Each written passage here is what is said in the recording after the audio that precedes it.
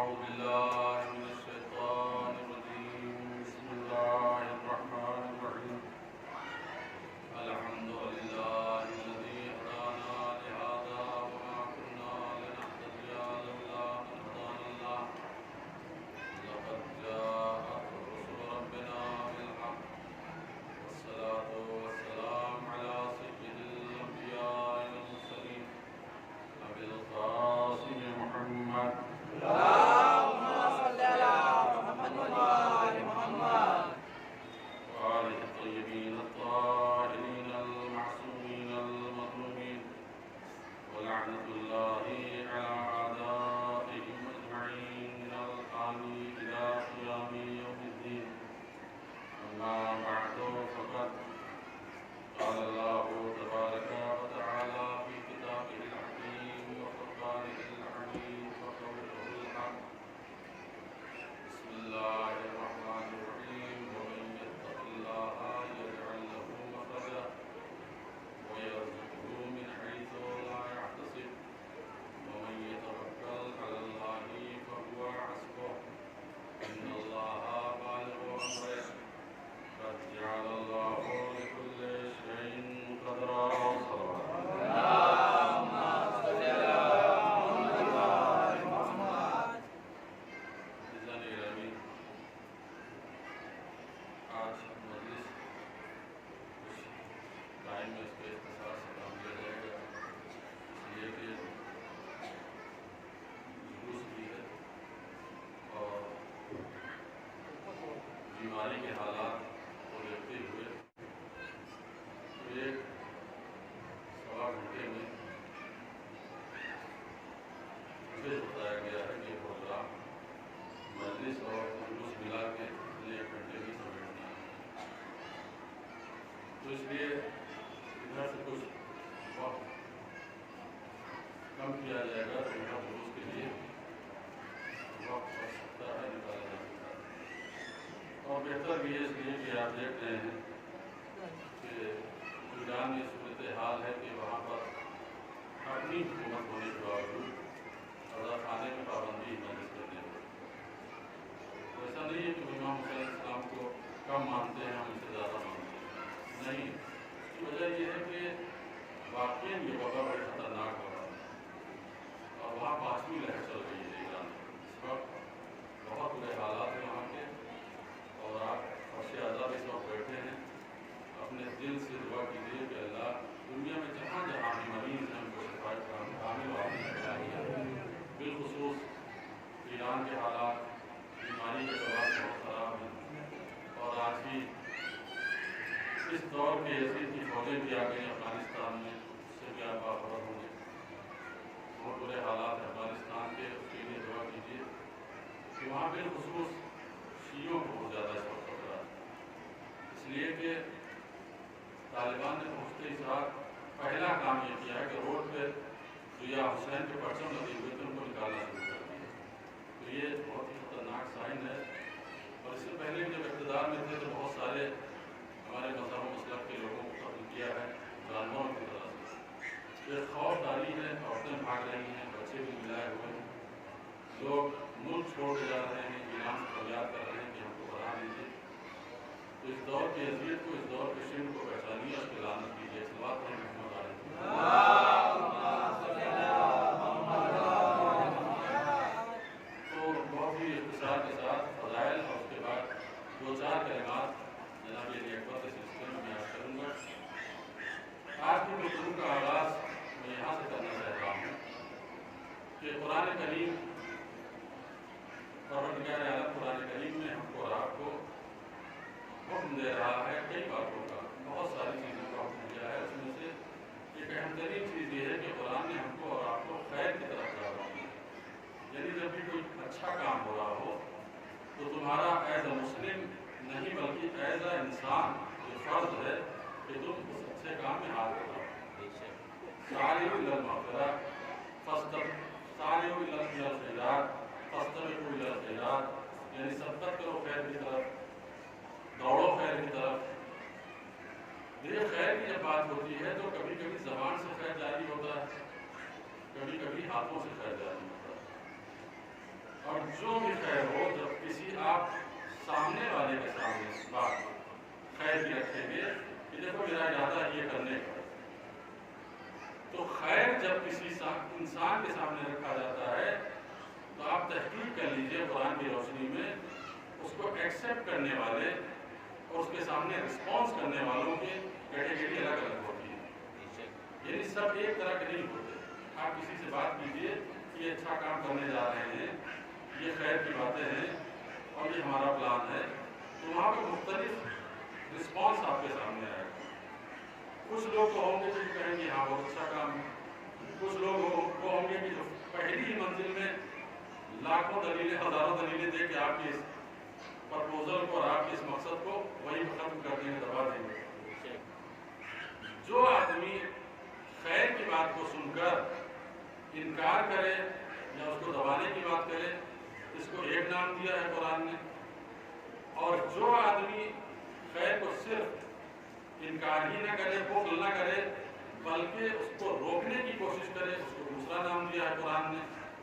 پہلا آدمی کہ جو آپ کے خیر کی باتیں سنتا ہے یا خیر کا پروگرام سنتا ہے اور اس کے بعد وہ دلچسپی نہیں دکھاتا ہے، قرآن اس کو کہتا ہے اشح علی الخیر، یعنی یہ آدمی بخیل ہے خیر کے بارے میں، یہ آدمی خیر کے بارے میں بخیل ہے، یہ سننا ہی نہیں چاہتا۔ آپ کو اس ٹائپ کے لوگ ہر زمانے میں تھے اور رہیں گے کہ جب بھی اچھی بات کیجیے تو کچھ ایسے ہوں گے جو مخالفت کریں گے، کچھ ایسے ہوں گے جو منع کریں گے۔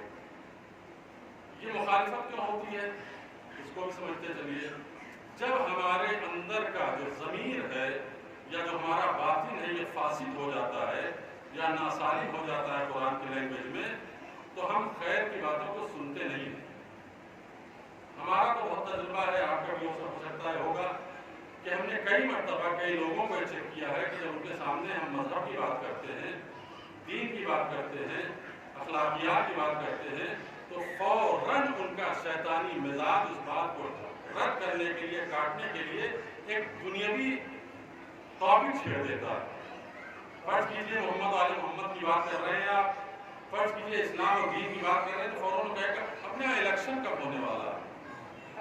یہ مزاج میں بتا رہا ہوں آپ کو کہ جب آپ خیر کی بات کریں گے کسی کے سامنے، جب اس کی فطرت ناسالم ہوگی، اس کی فطرت فاسد ہوگی، تو فوراً خیر کی بات کو روک کر، کاٹ کر ایک نیا ایشو چھیڑ دے گا، ایک نئے ٹاپک پہ بحث شروع کر دے گا، چاہے وہ سماجی ٹاپک ہو یا سیاسی ٹاپک ہو۔ آپ نے جیسے ہی کہا کہ دیکھو اللہ قرآن میں فرما رہا ہے، یعنی آپ کو وہاں سے کارڈ نہیں آیا تھا اور کیا شادی تھی، یعنی لاکھ کوشش کریں کہ آپ اسی ٹاپک پہ ٹکا رہے، لیکن نہیں ٹک رہا۔ کیوں؟ اس لیے کہ وہ مجبور ہے بیچارہ اپنی فطرت سے۔ ایک دوسری مثال دوں کہ ایک بچہ ہے کہ جو کالج میں، اسکول میں، مدرسے میں جاتا ہے تعلیم حاصل کرنے کے لیے، 4 گھنٹے 5 گھنٹے اسکول میں ٹائم دیتا ہے، اس کو کتنی اچھی اچھی باتیں اس کے ٹیچر سکھاتے ہیں، لیکن وہی بچہ تھوڑے سے انٹرول کے ٹائم جب اپنے ساتھیوں کے ساتھ گراؤنڈ میں کھیل رہا ہوتا ہے اور کوئی بچہ ایک دوسرے بچے کو گالی دے دیتا ہے، تو وہ ناسالم فطرت کا بچہ 4 گھنٹے کی اچھی باتوں کو یاد نہیں رکھتا، وہ اس ایک گالی کو ضرور یاد رکھتا ہے۔ اور جو کہیں آپ خیر کی اور شر کی فطرت کو میں سمجھانے کی کوشش کر رہا ہوں کہ قرآن کہہ رہا ہے کہ خیر کی بات کرو گے تو ایک گروپ کو ہوگا کہ جو اشحۃ علی الخیر، بخل کرے گا خیر کے سلسلے میں، روکے گا تمہیں خیر کی باتوں سے۔ اور یہ افراد پیغمبر کے زمانے میں بھی، اس سے پہلے جو اور نبیوں کا سلسلہ تھا اس زمانے میں بھی، لیکن پیغمبر کے زمانے کا ایک واقعہ سن لیجئے اور اس کے بعد میں آگے بڑھوں گا۔ صلوات پڑھیں محمد۔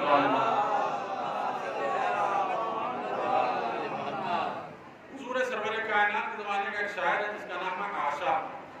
اس نے سنا کہ مکے میں کوئی نبی آیا ہے، اچھی اچھی باتیں کرتا ہے، کہتا ہے کہ میں بھی جاؤں گا، ان کی بات سنوں گا اور ان کا جو دین ہوگا اس کو قبول کروں گا۔ وہ اپنے گھر سے آیا، جب مکے کی سرحد پہ پہنچا تو باطن فاسد فطرت والا، ناسالم فطرت والا وہ آدمی اس کو مل گیا۔ کہاں جا رہے ہو؟ مشہور شاعر تھا، آشا نام تھا۔ کہا آشا تم مکے میں؟ خیریت تو؟ کہاں سنا تمہارے کو کوئی نبی آیا ہے؟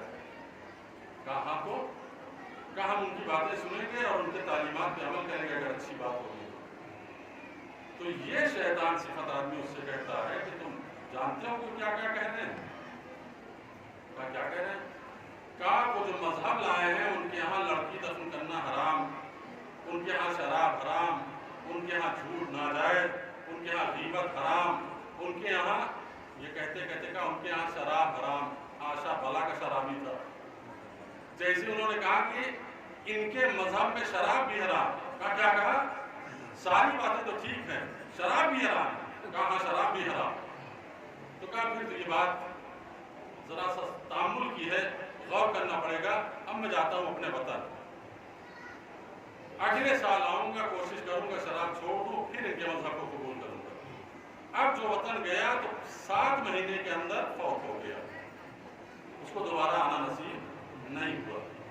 اس واقعے کو سنانے کا مقصد صرف میرا یہ ہے کہ جب کبھی بھی زندگی میں ہمارے لیے خیر کا دروازہ کھلے تو اس خیر کے دروازے میں فوراً انٹر ہو جائیں، فوراً داخل ہو جائیں، اس لیے کہ کب وہ خیر کا دروازہ بند ہو جائے کسی کو خبر نہیں، یا وہ دروازہ کھلا رہے ہماری حیات کا دروازہ بند ہو جائے ہمیں پتہ نہیں۔ اس لیے معصوم نے فرمایا کہ من فتح لہ باب خیر فلینتہزہ، جس کسی کے سامنے خیر کا دروازہ کھلے اس کے اوپر لازم ہے کہ فوراً اس کے اندر داخل ہو جائے، اس لیے کہ اسے نہیں معلوم کہ دروازہ کب بند ہو جائے گا۔ بہت سے لوگ ہیں جن سے آپ کہیے کہ آپ کے امکانات ہیں، حج کرائیے، آپ کو اللہ نے امکانات دیا ہے، زیارت کرائیے، ہاں دیکھیے انشاءاللہ کوشش کریں گے، اگلے سال جائیں گے۔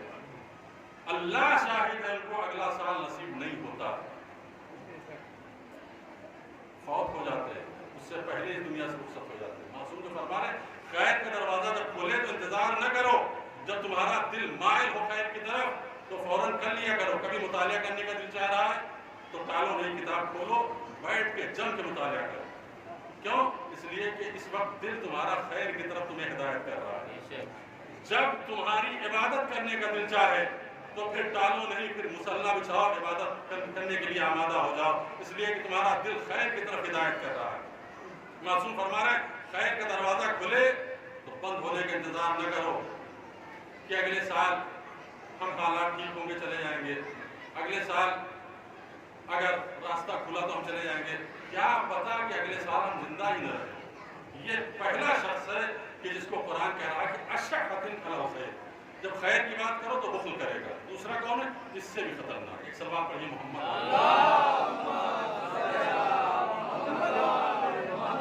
اس سے بھی زیادہ خطرناک ہے جس کو قرآن نے مناع للخیر کہا، یا مناع علی الخیر، یعنی جو آدمی خود بھی خیر نہیں انجام دیتا لیکن جب کوئی دوسرا انجام دینے لگتا ہے تو اس کو بھی منع کرتا ہے۔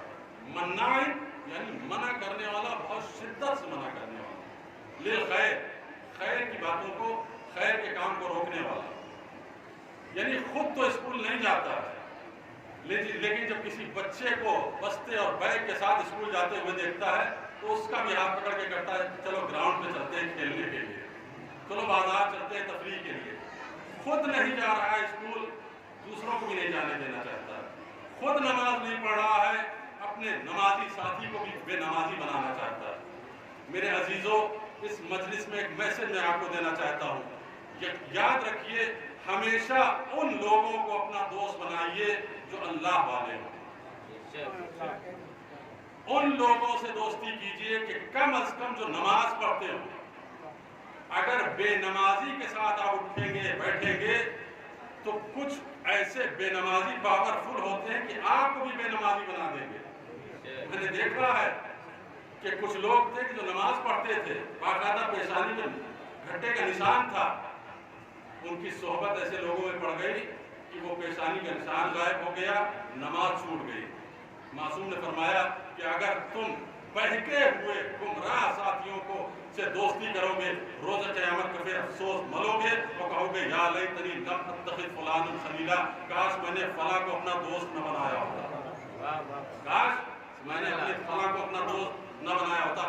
مناع للخیر سے دوستی نہ کرو، جو ایک مرتبہ زندگی میں آپ سے کہتے بیٹھو یار ابھی کہاں نماز بھاگی جا رہی ہے، بہت سے قطع تعلق کیجیے، یہ خطرناک آدمی ہے۔ اس سے دوستی کرنے لائق نہیں ہے.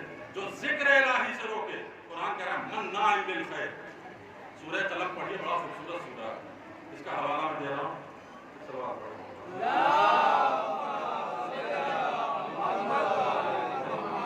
سورہ قلم بہت ہی خوبصورت 9 آدمی ہیں جن کے صحبت اور جن کی باتیں ماننے سے پیغمبر کو اللہ نے منع کیا. 9 افراد اس ٹائپ کے کہ پیغمبر سے سختی سے قرآن کرا, خبردار ان کی اطاعت نہ کرنا, ان کی بات نہ ماننا, ان کے پاس مت تکنا.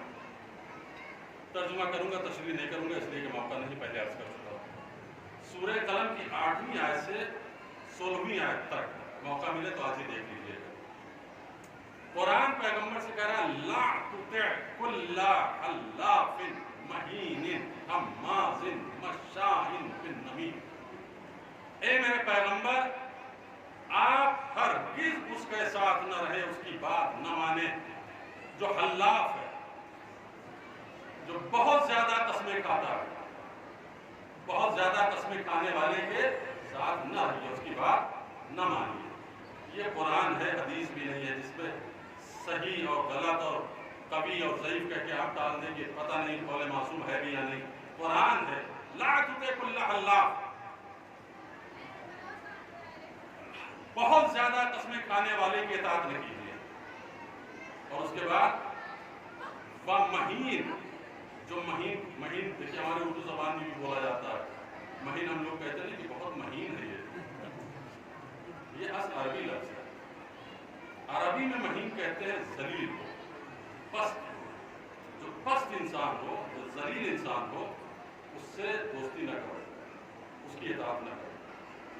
اب تشریح کروں گا کہ پڑھ کی کہ کون مہین ہے اور کون ذلیل ہے, بہت ٹائم لگے گا, صرف ترجمہ کر کے گزر رہا ہوں. تیسرا وَمَشَّاءٍ وَحَمَّازٍ, اور وہ آدمی کہ جو عیب جو ہے, ہر ایک کے عیب تلاش کرتا رہتا ہے, اچھائی کسی پہ نظر نہیں آتی.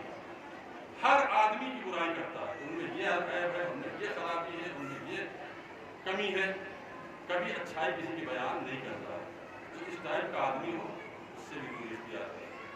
چوتھا مشاء بالنمیم, جو بہت زیادہ چغلیاں کرتا ہو, ادھر کی بات ادھر کرتا ہو, اس سے بھی دوستی نہ کرنا, اس کو اپنے قریب نہ آنے دینا. مناع للخیر, جو تمہیں نیکی سے روکتا ہو. بیٹھو, ابھی نماز کہاں چلی جا رہی ہے, تم بھی روزہ رکھتے ہو, ارے گرمی اتنی ہے, تمہیں روزہ رکھنے کی کیا ضرورت ہے. اگر یہ کہہ رہا ہے کوئی تو خطرناک ہے. مناع للخیر, اس کی اطاعت نہ کرو. مناع للخیر معتد اثیم, جو حد سے بڑھ جانے والا ہے, حد سے گزر جانے والا, نہ حلال کی پرواہ کرتا ہے نہ حرام کی پرواہ کرتا ہے, اس کی اطاعت نہ کرو. اثیم, گنہگار کی اطاعت نہ کرو. عتل, ایک بد مزاج انسان کہ بات کرو تو گالیاں دینا شروع کر دے, اس سے اس کی اطاعت نہ کرو. وَالزَّنِيمُ, زنیم کہتے ہیں جس کے حسب نسب کا کوئی پتہ نہ ہو, اس کی اطاعت. ایک سوال پڑھیں تو محمد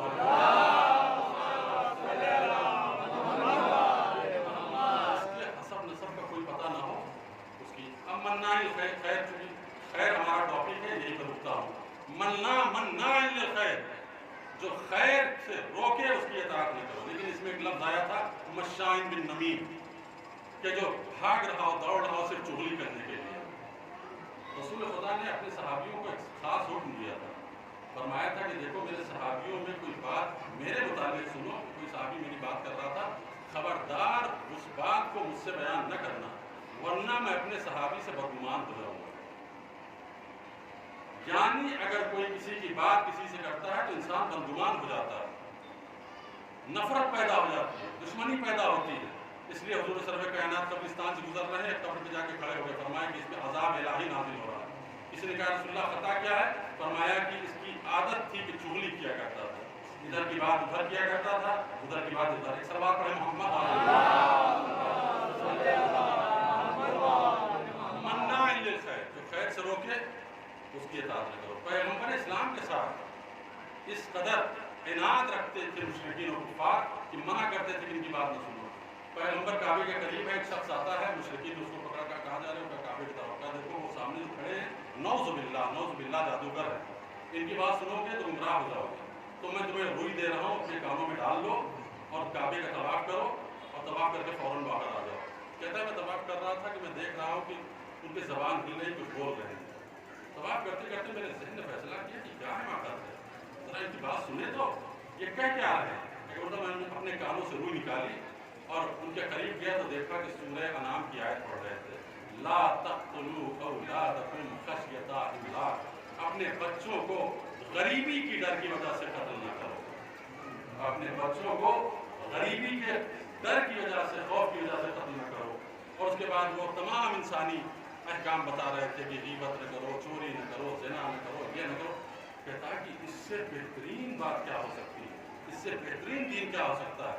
میں کتنا احمق تھا کہ ان کی بات سننے سے گریز کر رہا تھا، اور اس نے پیغمبر اسلام کے قریب جا کے کہا کہ میں آپ کی نبوت کی گواہی دیتا ہوں، مجھے کلمہ پڑھائیے، اشہد ان لا الہ الا اللہ و اشہد ان محمد رسول اللہ،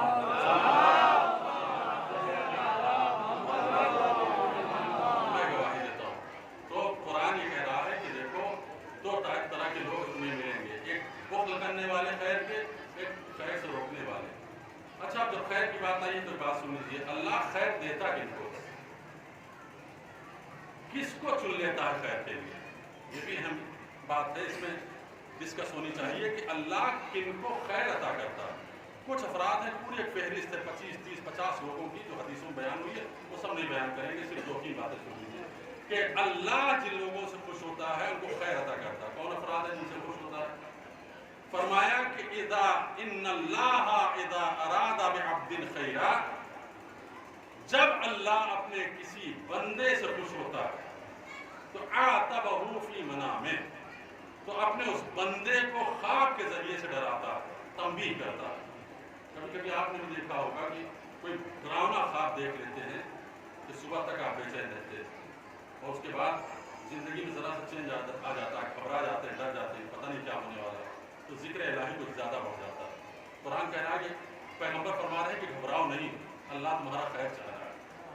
جب اللہ کسی بندے کا خیر چاہتا ہے تو اس کو خواب میں تنبیہ کرتا ہے، آتے بہو کتاب کرتا ہے اس کے اوپر کہ میرا بندہ سدھر جائے، سمجھ جائے، اس کو ڈرا دیتا ہے اس طریقے سے کہ خوف زدہ ہو جاتا ہے کہ میں نے خواب کیوں دیکھا، کسی عزیز ترین انسان کے مرنے کی کیفیت کو دیکھتا ہے خواب میں، اور صبح تک وہ ہوش میں نہیں رہتا کہ کیسا ڈراؤنا خواب دیکھا۔ پیغمبر نے فرمایا کہ یہ خواب صرف اس لیے تمہیں اللہ نے دکھایا ہے کہ جو کچھ گناہ کر رہے ہو ان گناہوں سے توبہ کرو، آتا بہو تمہارا خیر چاہ رہا ہے۔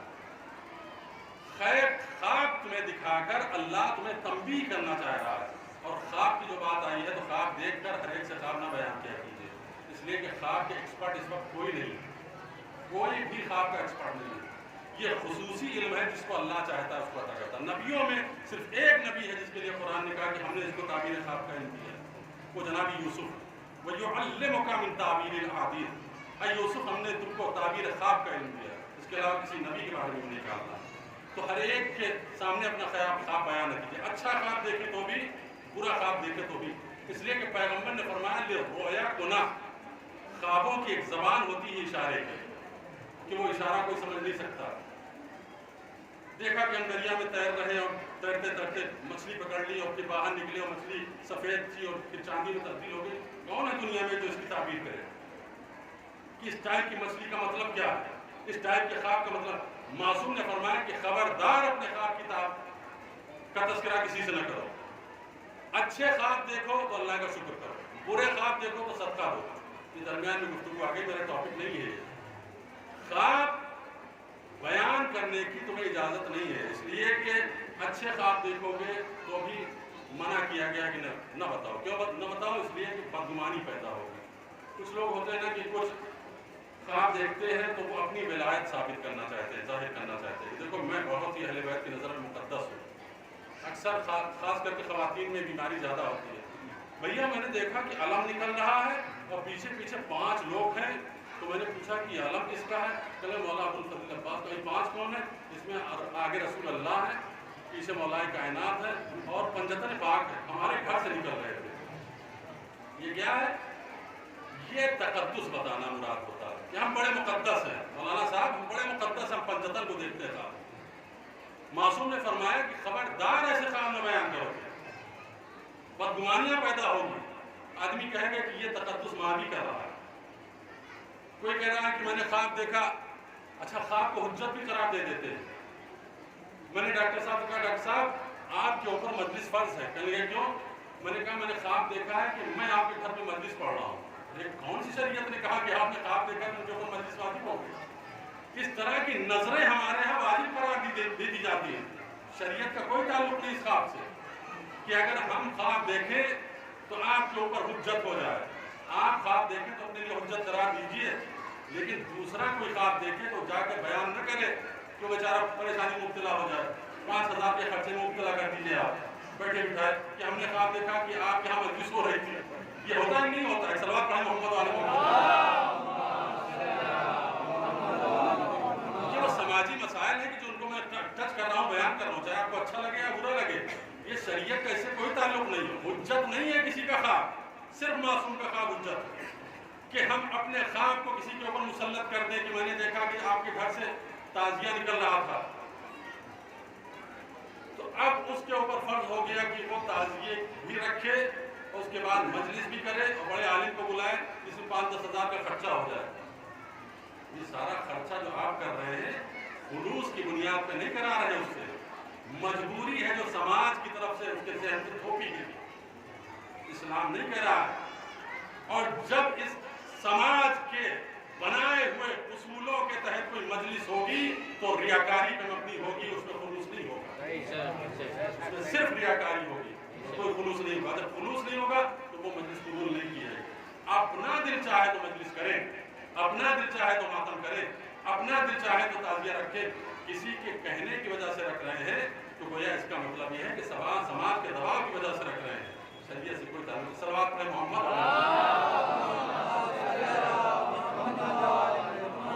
تو پہلا وہ آدمی کہ جب تمہارا خیر اللہ چاہتا ہے تو تمہیں خطاب کرتا ہے خواب کے ذریعے سے. اور کچھ دعائیں بھی ہمارے ہاں ایسی بےہودہ چل گئی ہیں کہ جن کا نہ کوئی سر ہے نہ کوئی پیر ہے, نہ کوئی منطق ہے نہ کوئی اس کے اندر لاجک ہے. ہمارے ذاکرین اور کم پڑھے لکھے, میں بڑے علماء کی بات نہیں کر رہا ہوں, وہ ہمارے سر کے تاج, وہ ہمارے آقا ہیں, وہ ہمارے سرور ہیں, سردار ہیں, وہ ان کے بتائے ہوئے ڈگر پہ ہم چل رہے ہیں. ہم جیسے جاہل ذاکرین اپنے مجلس میں دعا کرتے چلے آ رہے ہیں کب سے, یا اللہ آپ کو کوئی غم نہ دے بجز غم امام حسین دے. یہ کتنی جاہلانہ بچکانہ دعا, بجز غم حسین کے کوئی غم نہ دے. یہ دعا اگر آپ کی قبول ہوئی ہوتی تو 1400 برس سے آج تک کوئی شیعہ مرا ہی نہ ہوتا. یہ باتیں تلخ ہیں اس لیے سناٹا ہے.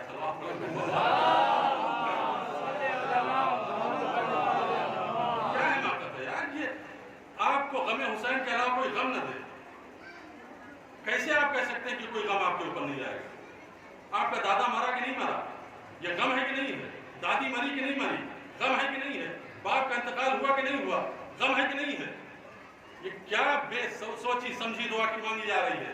یہ معصومین کی تعلیمات سے دوری کا نتیجہ ہے. امیر المومنین کی بارگاہ میں ایک شخص کھڑا ہو کر ایک دوسرے آدمی سے کہہ رہا ہے لا ارا لکا مکروہا, اللہ تمہیں دنیا کی کا کوئی غم نہ دے.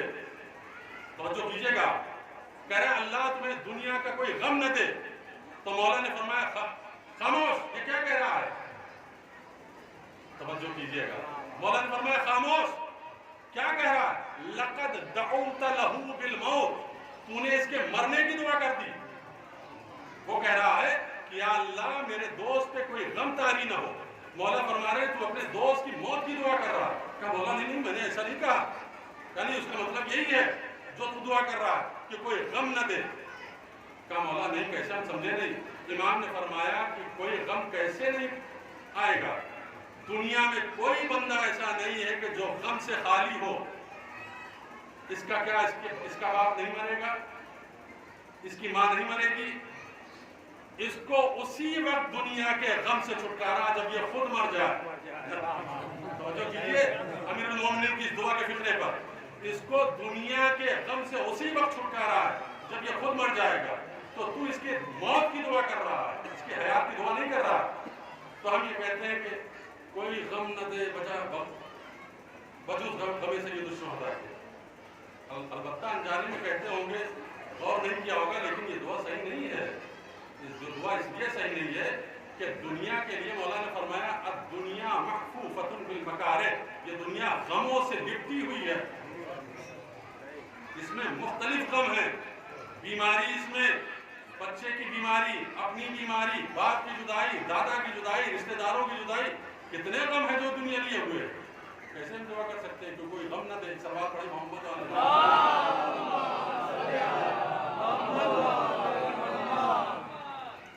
یہ دیکھیے کہاں سے کہاں بات چلی گئی۔ میں نے کیا کہا تھا کہ پیغمبر نے فرمایا کہ جب خیر دیتا ہے کوئی اللہ کسی کو تو اس کو خواب میں ڈرا دیتا ہے، عتاب کرتا ہے۔ مولا امیر المومنین کے پاس ایک چھوٹا سا 2-3 خواب سن لیجیے، اس کے بعد آگے جاتا ہوں۔ جابر ابن عبداللہ انصاری ہے، کہتے ہیں مولا انہیں عجیب خواب دیکھا ہے۔ امیر المومنین خواب کی تعبیر بیان کریں، ان کو حق ہے، وہ معصوم ہے، وہ عالم غیب ہے، ہم ایسا جاہل خواب کی تعبیر کیا بیان کرے گا؟ کہ سونے کی مچھلی دیکھی تو اس کی تعبیر ہم کیا کریں گے؟ مولا کے پاس آئے جابر بن عبداللہ انصاری، کہتے ہیں کہ مولا ہم نے خواب دیکھا کہ ایک گھوڑا ہے جس کے 2 سر ہیں اور دونوں سروں سے اٹھا رہا ہے۔ تو میں پریشان ہوں کہ مولا گھوڑا کیا ہو سکتا ہے؟ تو مولا نے کہا اچھا دوسرا خواب کیا دیکھا؟ کہا دوسرا خواب یہ دیکھا کہ بہترین خوبصورت لباس ہے، چمکتا ہوا سفید براق چمک رہا ہے، لیکن کچھ لوگ ہیں جو پہنچ کے اس کے اوپر کیچڑ ڈال رہے ہیں، گندا کر رہے ہیں، داغدار بنا رہے ہیں، اس کو سوراخ کر رہے ہیں۔ تو مولا نے فرمایا کہ پہلا خواب جو تم نے دیکھا ہے کہ ایک گھوڑا ہے جس کے 2 سر ہیں اور دونوں سے کھا رہا ہے، اس سے مراد وہ لوگ ہیں کہ جو رشوت بھی کھاتے ہیں، حلال مال بھی کھاتے ہیں، سود بھی کھاتے ہیں، حلال مال بھی کھاتے ہیں، رشوت بھی کھاتے ہیں اپنے حلال مال کے ساتھ، وہ اس گھوڑے سے مراد ہے۔ وہ گھوڑا جس کے 2 سر ہیں، کہ دونوں غذائیں کھا رہا ہے۔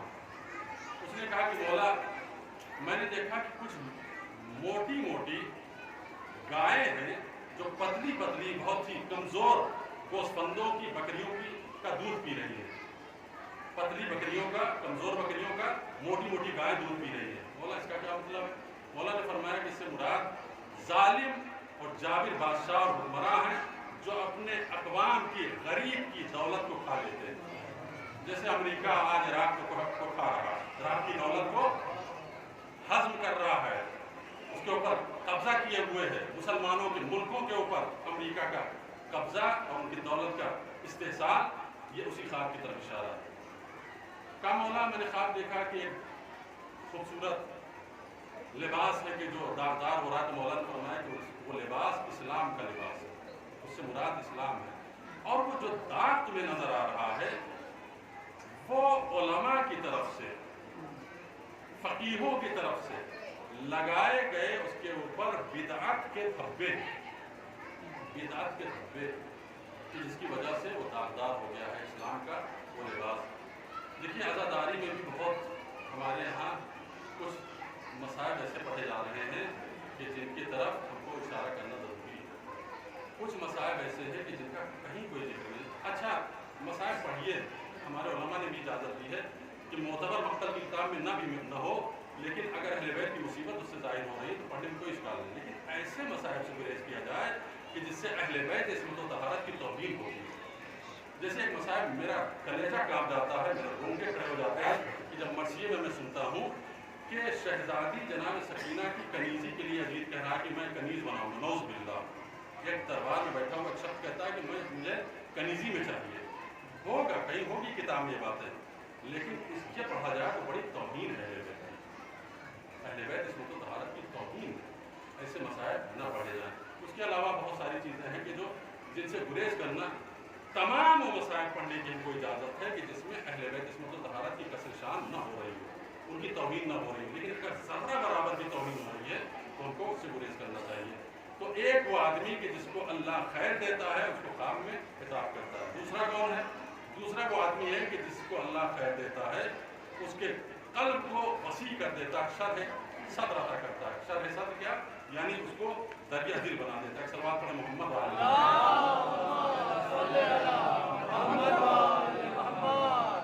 دریا دل بنا دیتا ہے۔ میں نے کہا تھا کہ تھوڑا سا پڑھوں گا لیکن کہاں تک پڑھتا چلا گیا، اور اگر آپ اجازت دیں تو 2-4 منٹ اور میں لوں گا، اس کے بعد مسائل میں آتا ہوں۔ ایک دریا دل یعنی پیغمبر اسلام سمجھا رہے ہیں کہ دریا دلی ہوتی ہے، خاص کر کے ہم اپنے گھریلو زندگی میں اپنی زبان کو بہت زیادہ سستا رکھتے ہیں۔ ہم کو حیرت ہوتی ہے کہ بعض والدین ایسے ہیں کہ جو کبھی اپنے بچوں سے ہنس کے بات نہیں کرتے، اپنے بچوں سے ہنس کے بات نہیں کرتے، ہٹلر والے انداز، ان سے اکڑ کے باتیں کرنا، آنکھیں نکال کے باتیں کرنا، معلوم ہوتا ہے کہ یہ بچہ نہیں، غلام ہے ان کا۔ پیغمبر اسلام فرمانے اپنے بچے سے دوست کی طرح بات کرو، جیسے ایک دوست اپنے دوست سے بات کرتا ہے اس طریقے سے اپنے بچے کو اپنے پہلو میں بٹھاؤ۔ گھر کی باتیں کرنا ہو تو اس سے کرو، سماج کی باتیں کرنا ہو تو اس سے کرو، سیاسی باتیں کرنا ہو تو اس سے کرو۔ پیغمبر فرمانے شرح صدر ہے، اللہ جب تمہارا خیر چاہتا ہے تو تمہیں شرح صدر عطا کرتا ہے۔ اور اس کے بعد اور بھی باتیں ہیں اس سلسلے کی جس کی طرف میں نہیں جاؤں گا۔ آج کی تاریخ کی مناسبت سے میں اپنے موضوع کی طرف آتا ہوں۔ جناب علی اکبر کی طرف آج کی تاریخ منسوب ہے۔ چند ایک باتیں کہ جو آج میں آپ کی خدمت میں عرض کر رہا ہوں جناب علی اکبر کے حوالے سے پہلی مرتبہ، اور مجھے حیرت ہے کہ یہ روایت کسی مقتل کی کتاب میں کیوں نہیں لکھی گئی، کسی مقتل کی کتاب میں نہیں ملے گی، لیکن ایک سب سے پرانی زیارت کی کتاب اور سب سے معتبر کتاب، اس میں یہ جملے موجود ہیں کہ جو جناب علی اکبر کے بارے میں کسی اور کتاب میں نہیں۔ پہلی مرتبہ میں نے دیکھا جناب علی اصغر کے لیے تو سب جانتے ہیں، مشہور ہے کہ جناب علی اصغر جب شہید ہوئے ہیں، خون جو آپ کے گلوئے ناظرین سے بہہ رہا تھا تو امام حسین نے چلو میں لیا تھا اور اس کو آسمان کی طرف پھینک دیا تھا۔ یہ جناب علی اصغر کے بارے میں۔ لیکن جناب علی اکبر کے بارے میں یہی جملے امام جعفر صادق فرما رہے ہیں۔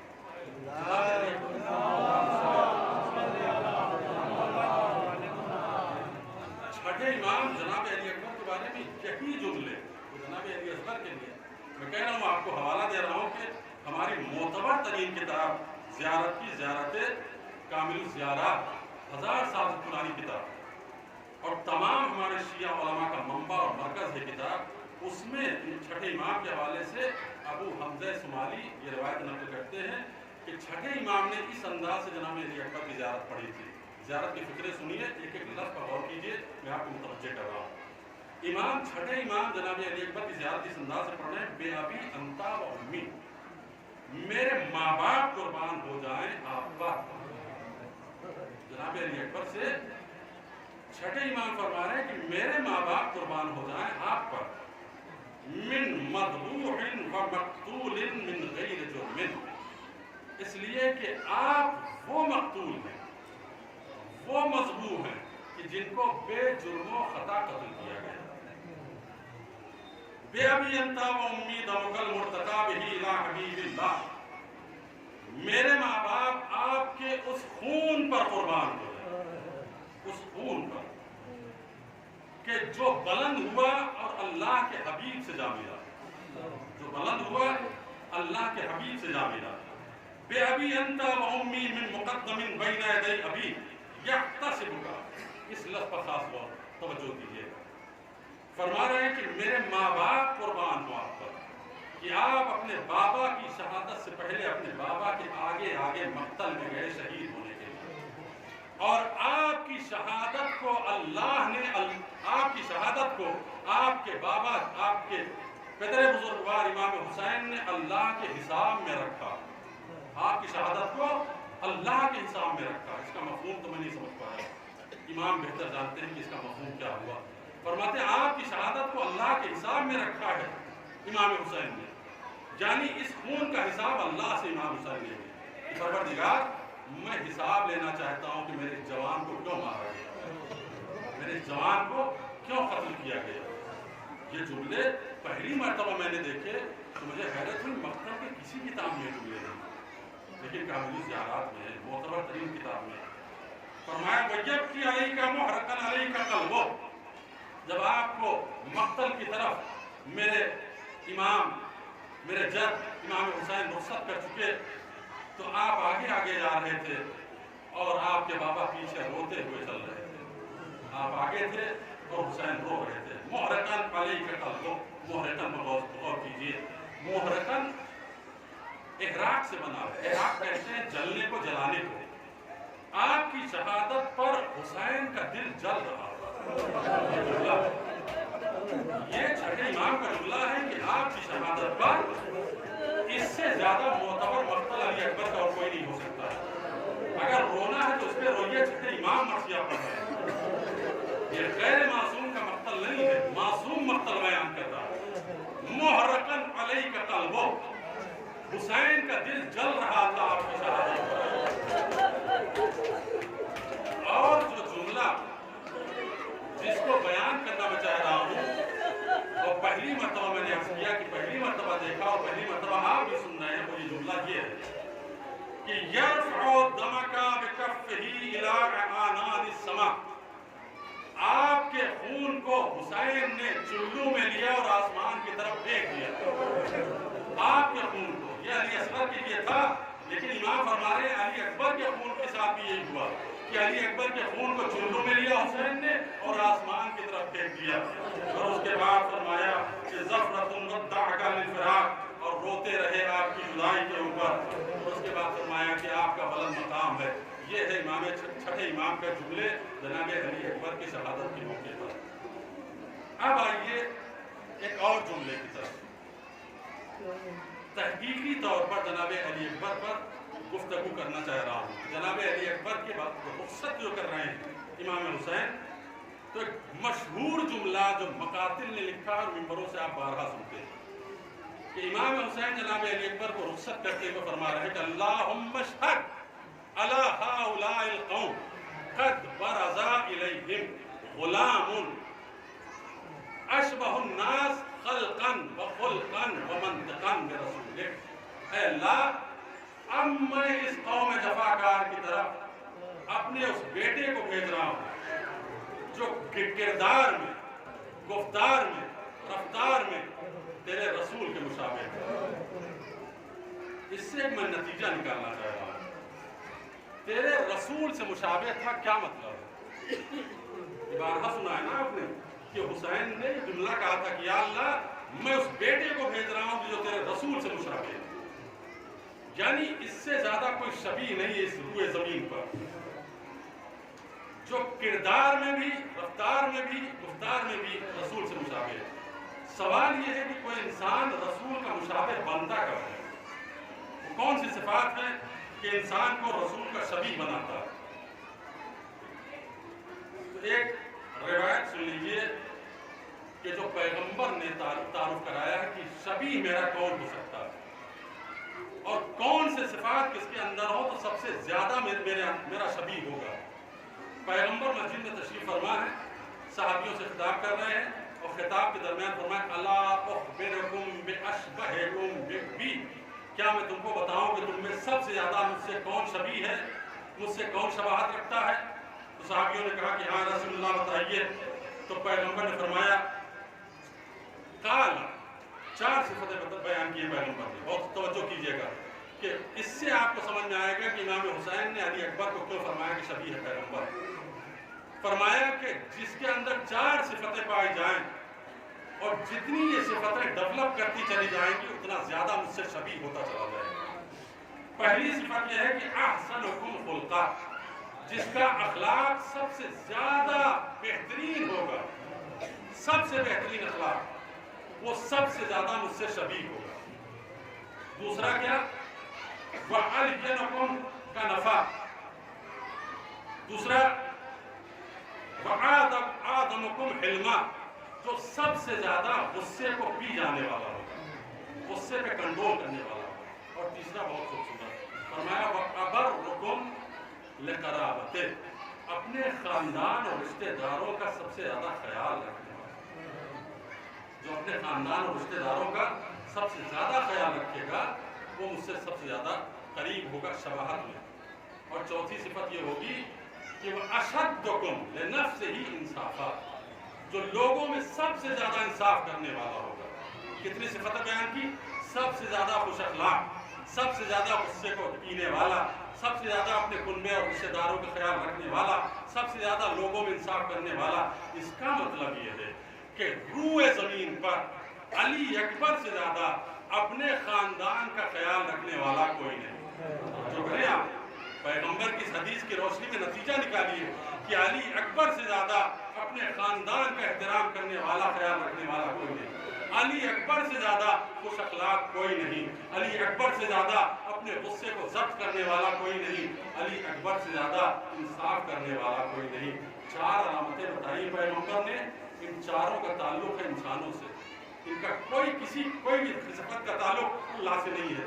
نہ اس میں نماز بیان ہوئی، نہ روزہ بیان ہوا، نہ کوئی اور عبادت۔ یہ نہیں فرمایا کہ نماز پڑھو گے میرے شبیہ ہوگے، نہیں، اپنے خاندان والوں کا احترام کرو گے میرے شبیہ بن جاؤ گے۔ علی اکبر کے لیے معصوم نے فرمایا کہ سب سے زیادہ میرے نانا سے شبیہ ہے۔ حسین نے گویا مہر لگا دی کہ میرے خاندان کی ہر فرد کو جو سب سے زیادہ چاہتا تھا وہ میرا بیٹا علی اکبر تھا۔ اپنے پھوپھیوں کا سب سے زیادہ احترام کرنے والا اگر کوئی تھا تو علی اکبر تھا، اپنے باپ کا سب سے زیادہ احترام کرنے والا کوئی تھا تو علی اکبر تھا۔ بیٹے کو کہہ کے رخصت کیا، جاؤ بیٹا خدا حافظ، آپ جو چلے ہیں جناب علی اکبر۔ وہ سارا مقتل تفصیل سے آپ سنتے رہتے ہیں، بیان نہیں کروں گا، 2-3 گوشے بیان کر رہا ہوں کہ جناب علی اکبر مقتل میں آئے، حملہ کیا، حملہ کرتے کرتے 200 انسانوں کو فکنار کیا، پیاس کا غلبہ ہوا، واپس آئے، کہا بابا پیاس مارے ڈال رہی ہے، بابا پیاس قتل دے رہی ہے، تھوڑا سا پانی کے سبیل ہو جائے تو پھر بنی ہاشم کا جوہر دکھاؤں۔ حسین نے فرمایا بیٹا ہاتھ لسانک، اپنی زبان میرے دہن میں دو۔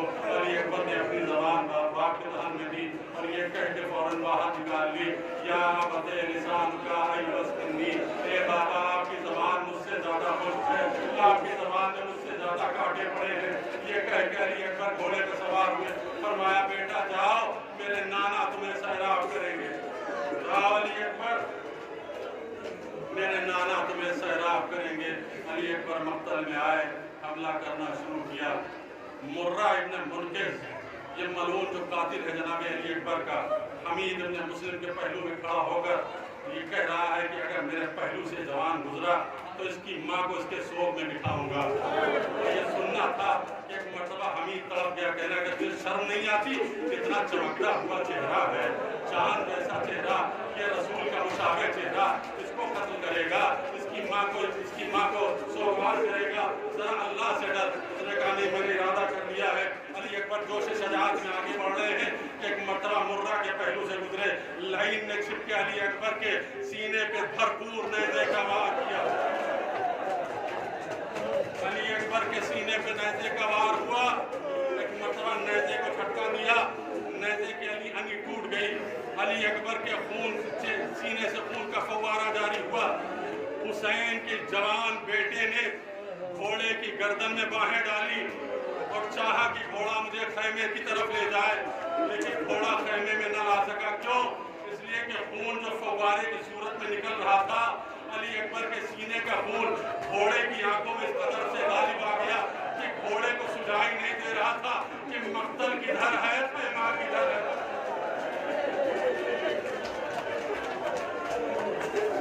گھوڑا نہیں دیکھ پا رہا ہے کہ خیمہ کدھر ہے، اس لیے وہ مقتل کی طرف چلا گیا۔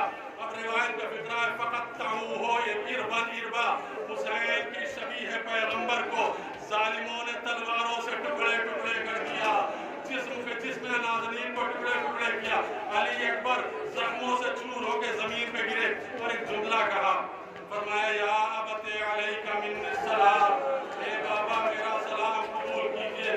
حسین چلے، مقتل کہتا ہے کسقر، حسین اس طرح سے چلے کسقر، سقر کہتے ہیں باز شکاری کو، جو شکاری باز ہوتا ہے اس کے چلنے کی رفتار کتنی تیز ہوتی ہے، کہتے ہیں اس طرح سے تیزی سے حسین علی اکبر کے پاس پہنچے کہ دیکھیں کس نے میرے بیٹے کو زخمی کیا، دیکھیں کس نے میرے بیٹے کو قتل کیا۔ ایک مرتبہ جا کر علی اکبر کے سرانے کھڑے ہو۔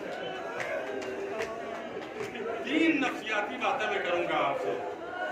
کٹھی امام کے پاس ایک شخص آیا، آ کے کہا فرزند رسول آپ کے جد حسین کی آداب زیارت کیا ہے، کہ جب حسین کی زیارت کو جاؤں تو کیا ادب زیارت ہے؟ امام نے فرمایا جب میرے جد کی زیارت کو جاؤ تو جو پائتی میرے شہزادے علی اکبر کی قبر ہے پہلے وہاں جاؤ، اور وہاں جانے کے بعد 3 مرتبہ رخسار ان کے قبر کے اوپر رکھو، اور پھر رکھنے کے بعد دعا کرو، پھر جو دعا کرو گے قبول ہوگی۔ کہتا مولا کیوں ایسا فرمایا؟ کہا اس لیے کہہ رہا ہوں کہ جب میرے جد اپنے جوان کے لاشے پہ پہنچے تو 3 مرتبہ حسین نے اپنے رخسار پر علی اکبر کے رخسار پر پہلی مرتبہ رکھا تو ایک جملہ کہا. تینوں مرتبہ جو حسین نے رکھا 3 جملے کہے، وہ 3 جملے سن لیجیے. بھائی یہی میرا مصاحب ہے اور یہی مصاحب کا اختتام ہے.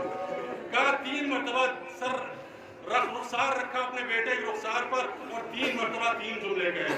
پہلی مرتبہ جب جوان کے رخسار پہ رخسار رکھا تو فرمایا یا بنیا علی الدنیا بعدک الوفا. اے بیٹا اس دنیا پہ خاک ہوں، یہ دنیا خاک ہوں، اس دنیا پہ میں آگ لگے مٹی میں مل جائے یہ دنیا، اس لیے کہ تیری شہادت کے بعد اس دنیا کو لے کر حسین کیا کرے گا. یہ پہلا جملہ تھا یا بنی علی الدنیا بعدک الوفا. یہ کہنے کے بعد حسین نے پھر چہرہ اٹھایا اور پھر دوسری مرتبہ وضع خدہ علی خدہ، اپنے جوان بیٹے کے رخسار پہ رخسار رکھا اور اس کے بعد دوسرا جملہ اس سے زیادہ جانکا فرمایا یا قوم قتل اللہ قوما قد قتلوک. اے بیٹا اللہ اس قوم کو قتل کرے جس نے تجھے قتل کر دیا. یہ بیٹا اللہ اس قوم کو قتل کرے جس نے تجھے قتل کر دیا. یہ کہنے کے بعد حسین نے پھر سر اٹھایا اور سر اٹھانے کے بعد تیسرا جملہ اور دردناک اور کرناک فرمایا یا ولدی قد استرحت من ہم الدنیا وغمها وقد بقی ابوک فریدا وحیدا. اے بیٹا تجھ کو تو دنیا کے غم سے راحت مل گئی، آرام مل گیا، لیکن تو نے اپنے باپ کو اس دنیا کے غم میں تنہا چھوڑ دیا.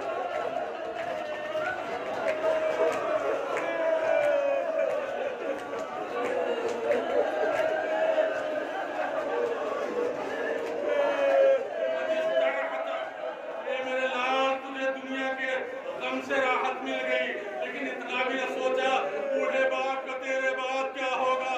بس اب جو حسین نے تیسری مرتبہ جوان کے رخسار پہ رخسار رکھا تو ایسا محسوس ہوا جیسے روح نکل گئی حسین، جیسے روح پرواز کر گئی. اب حسین رخسار نہیں اٹھاتے، اب جس میں جنبش نہیں ہے.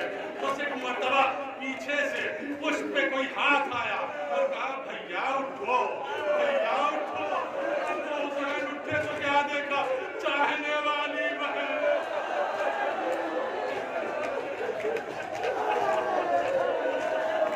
بہن کا بھیا اٹھو. حسین اٹھے، اب علی اکبر کا غم بھول گئے، جلدی سے بہن کو لے کر خیمے میں پہنچے. مقتل کہتا ہے کہ اللہ کی قسم علی اکبر کی شہادت سے پہلے حسین کے رونے کی آواز کسی نے نہیں سنی. یہ بہت بڑا جملہ ہے مقتل کا.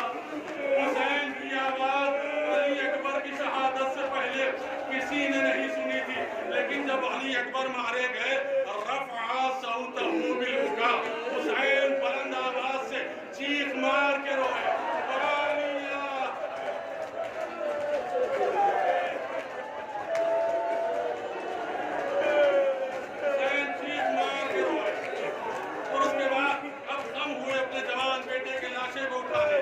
بیٹے کا لاشا نہیں اٹھ رہا، وہی بوڑھا باپ اپنے جوان بیٹے کا لاشا نہیں اٹھا سکتا.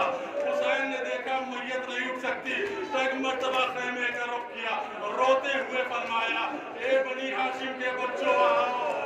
بوڑھے باپ سے جوان بیٹے کی میت نہیں اٹھتی. بچے آئے، لاشا اٹھایا.